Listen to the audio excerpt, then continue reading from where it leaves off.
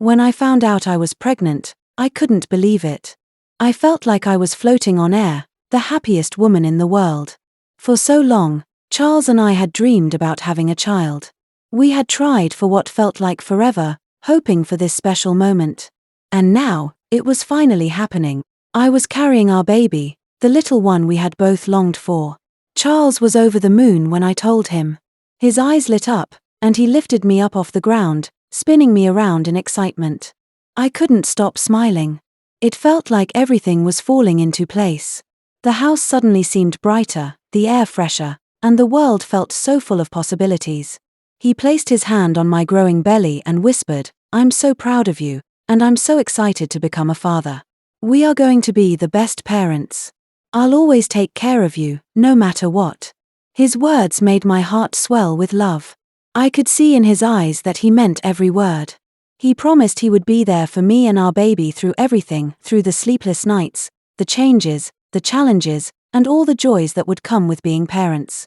I felt so safe and loved in his arms. It was like a dream come true. For the first time in a long time, I felt like we were truly starting a new chapter of our lives, one full of love, hope, and the excitement of becoming a family. I could hardly wait to meet our little one. But as the days went by, something felt off. Charles started coming home late. At first, he said it was work, but his explanations didn't always make sense. I wanted to believe him, so I convinced myself it was nothing to worry about. As my pregnancy went on, I began to feel more and more tired. My body ached all over, and it felt like I could never get enough rest. The weight of the baby in my belly made even the simplest tasks seem difficult, and there were times when I felt so exhausted that I could barely keep my eyes open. My emotions were all over the place, and I found myself needing Charles more than ever. I longed for his comforting touch and the warmth of his presence. I wanted him to be there with me, to talk to me and reassure me. But it seemed like he was always gone.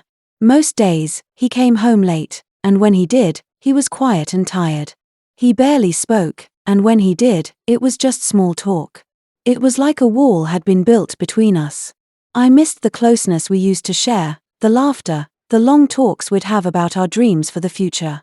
One evening, I decided to talk to him about how I was feeling. I sat down and told him I was struggling. I told him that I needed him more than ever, especially with the baby on the way. I explained that it was hard to go through all of this alone. Charles looked at me for a moment, then sighed and said he was just tired from work, that everything would be okay. "I've just been stressed, that's all," he said, brushing off my worries like they were nothing. I felt a wave of sadness wash over me. It wasn't just his tiredness I needed him to understand. I needed him to see how much I was hurting, how much I missed him, and how much I needed his support. But instead, it seemed like my words didn't reach him. One night, I couldn't take it anymore. I decided to stay awake and wait for Charles, hoping he would come home early enough for us to talk. The hours passed slowly, and the house felt quieter than usual.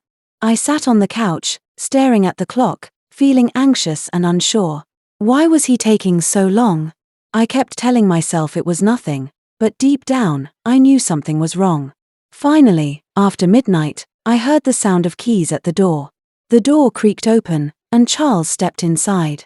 I could smell the strong scent of perfume on him, something I hadn't smelled before. My stomach twisted in knots, and my heart sank. There was no mistaking it, he didn't smell like himself.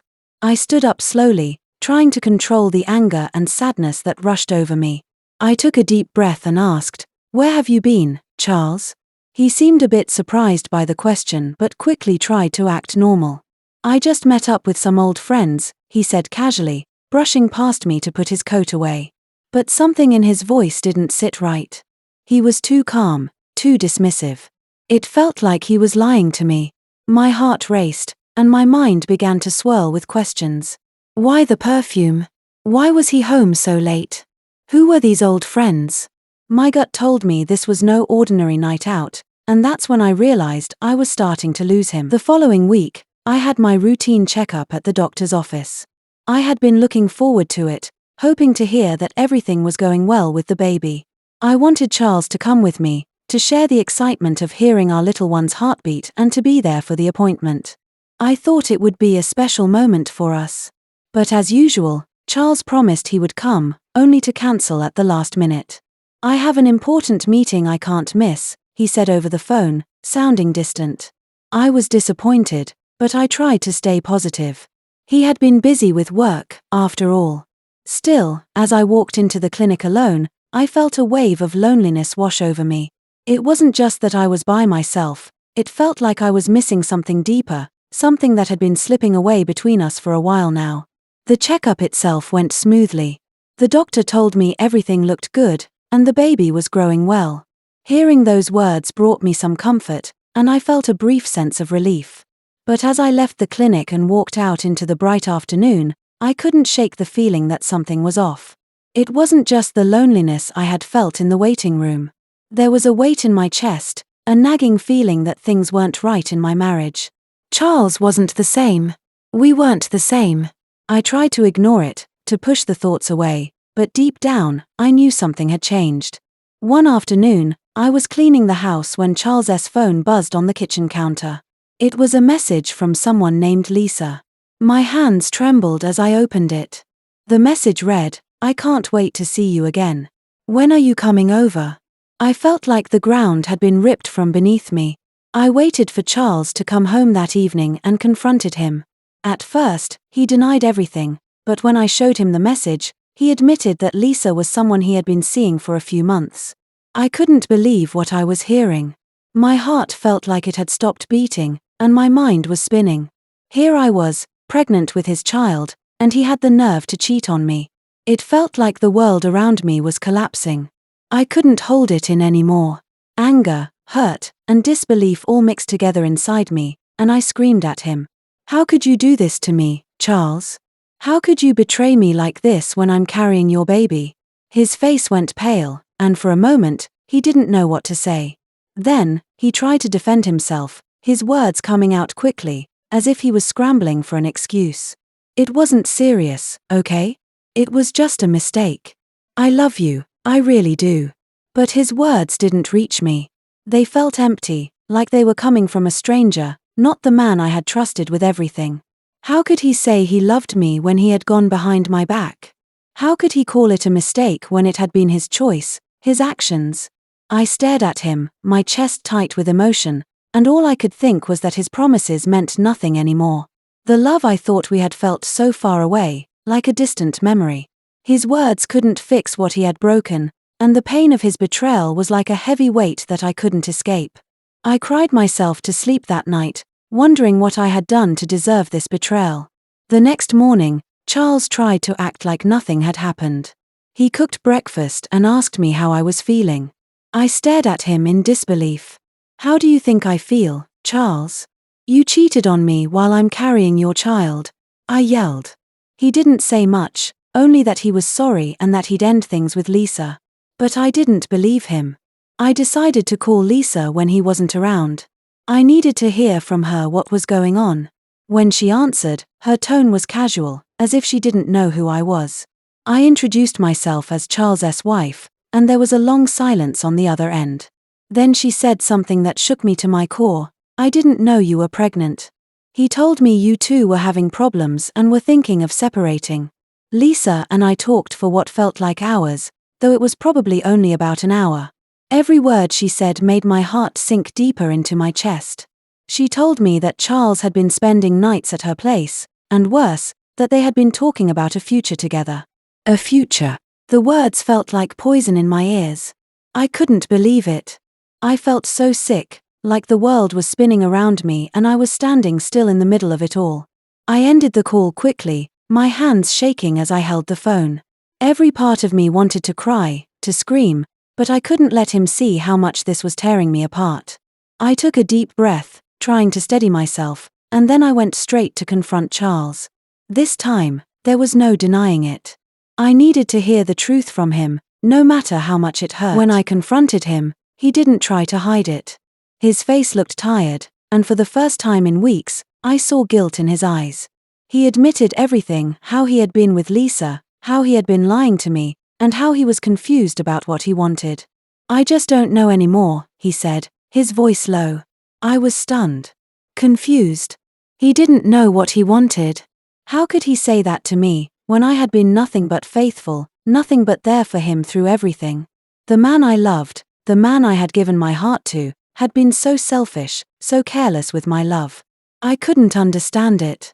I couldn't understand how he could treat me this way when I had trusted him with everything.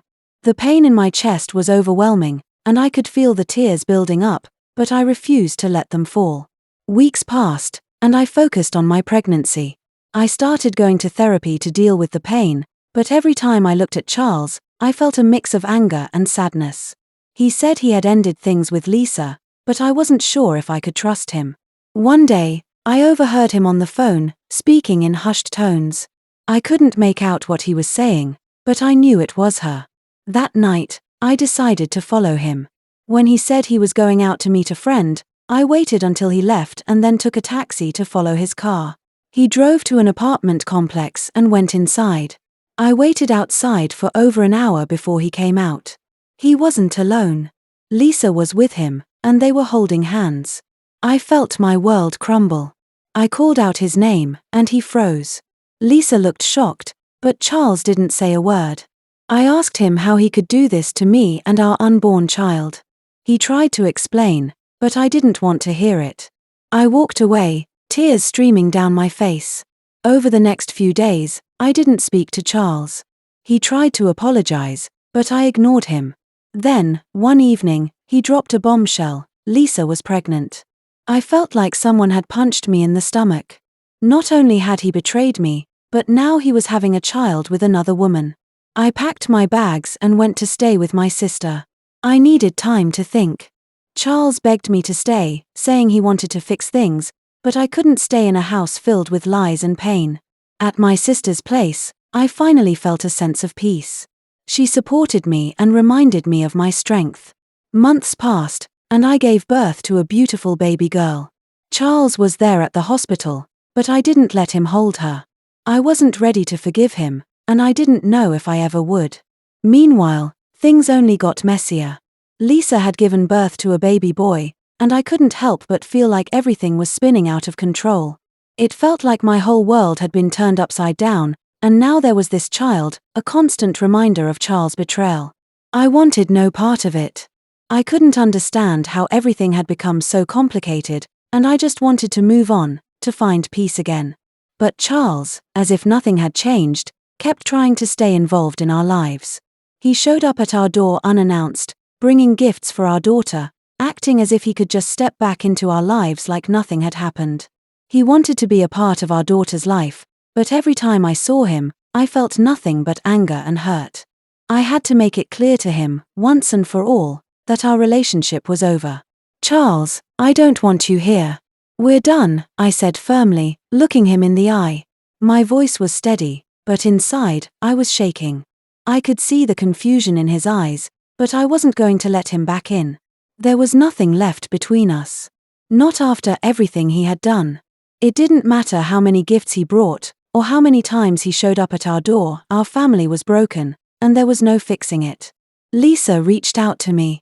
She said she didn't want to fight and that she hoped we could find a way to coexist. I wasn't sure how I felt about her, but I appreciated her honesty. Charles continued to juggle his responsibilities between me and Lisa. It became clear he was struggling to manage both families. One day, I received an unexpected apology from Lisa. She admitted she had made a mistake by getting involved with a married man.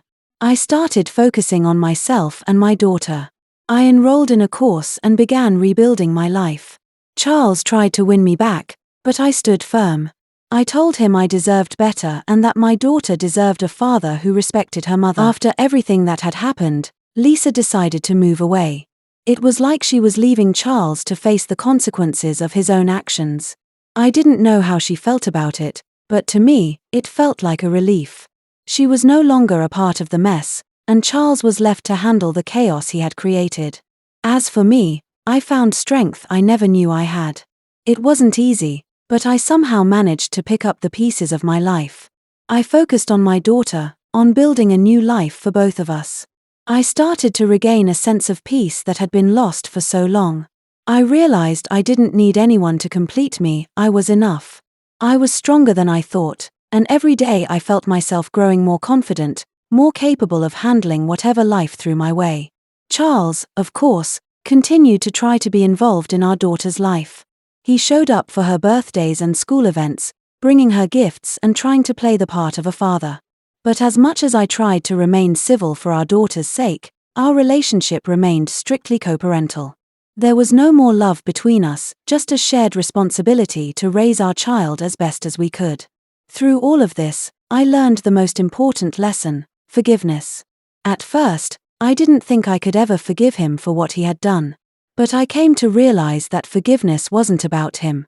It wasn't about letting him off the hook or excusing his behavior.